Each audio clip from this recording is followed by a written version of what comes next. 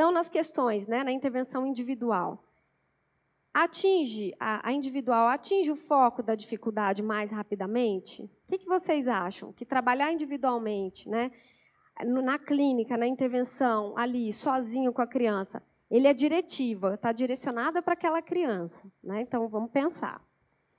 Ele pode ser mais rápido, o individual, do que uma intervenção coletiva? Qual o perfil dessa criança? É uma criança que precisa de uma atenção mais específica, né? Então, esses pontos a gente tem que pensar bastante, né? Se é uma criança que, de repente, só na relação paciente-terapeuta, né, nessa relação direta, e que acaba sendo muito hierárquica, né, porque o terapeuta está ali, a criança está ali. E quais as necessidades do serviço? Né? Então, a gente tem que pensar na nossa prática. Qual é a realidade do lugar que eu trabalho, a realidade do público que eu vou atender e o que eu posso contemplar nesse individual. Então, se eu estou na clínica, é mais comum eu utilizar, né, na clínica que eu digo privada, né, se eu trabalho numa clínica privada, a nossa tendência é trabalhar com o individual. Né? E se eu estou num serviço público, né, a necessidade do serviço me faz pensar na possibilidade de um atendimento em grupo. Né? Então, será que em grupo vai abordar outras habilidades que não só da linguagem? Porque se a gente parar para pensar, vão ter pares, não vai ser tão hierárquico, né?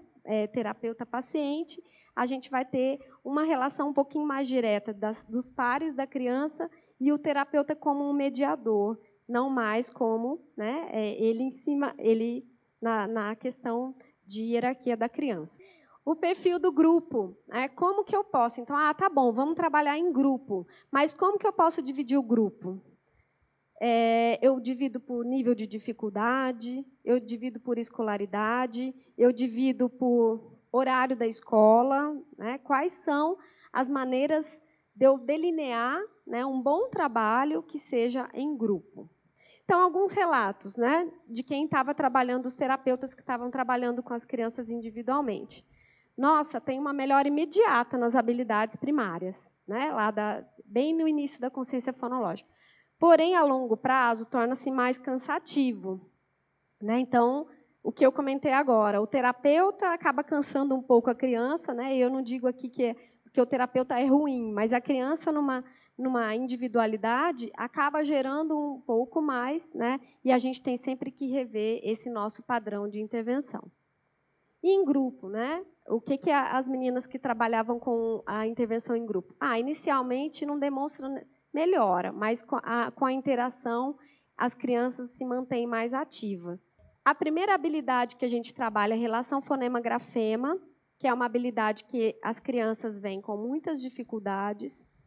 E aí a gente fez essa relação. Qual o número de erros, né, entre todos os fonemas e grafemas que a gente trabalhava ao longo de 20 sessões sistemáticas que essas crianças faziam? Então, se vocês, né, observarem aqui, a ideia de que os terapeutas tinham, ela não condiz tanto com o que o gráfico nos mostra.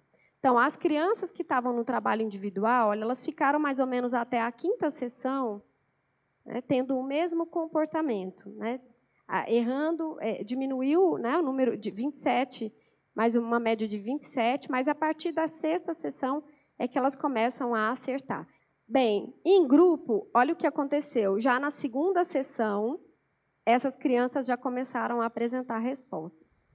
E o que a gente pode notar é que, basicamente, lá pela 17ª sessão, eles já têm essa habilidade desenvolvida, independente de ser individual ou coletiva.